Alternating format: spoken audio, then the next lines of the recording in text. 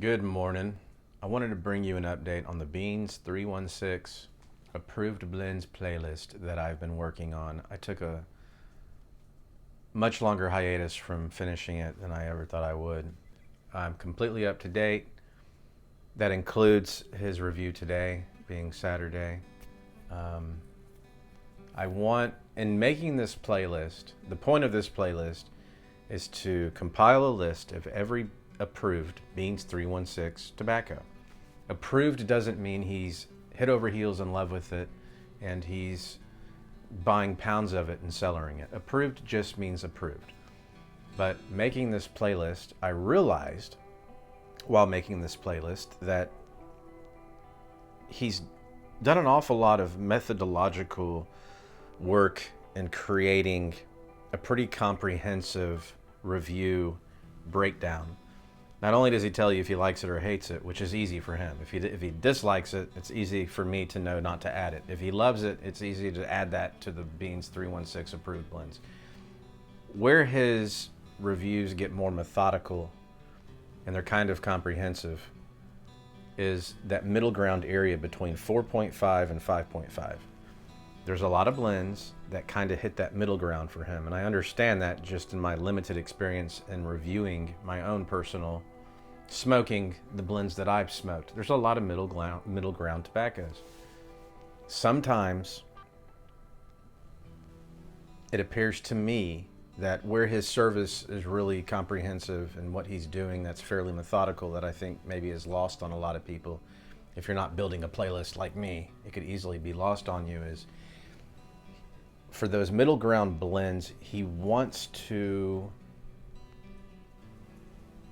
tell you what he thinks about it, but at that same time, he doesn't want you, the viewing audience, to miss out on a blend that he thinks you may like, which is why he has that number 5 ranking, which is you need to try it at least once.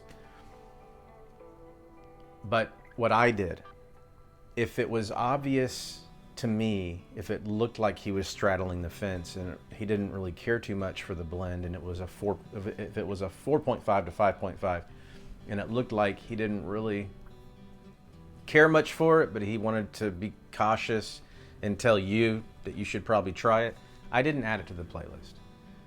I tried to do as best as I could to only add the stuff that he approved.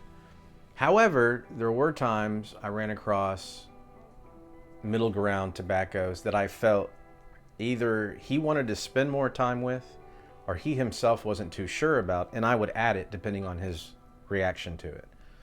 So those are the hardest blends to review, I think, are those middle ground.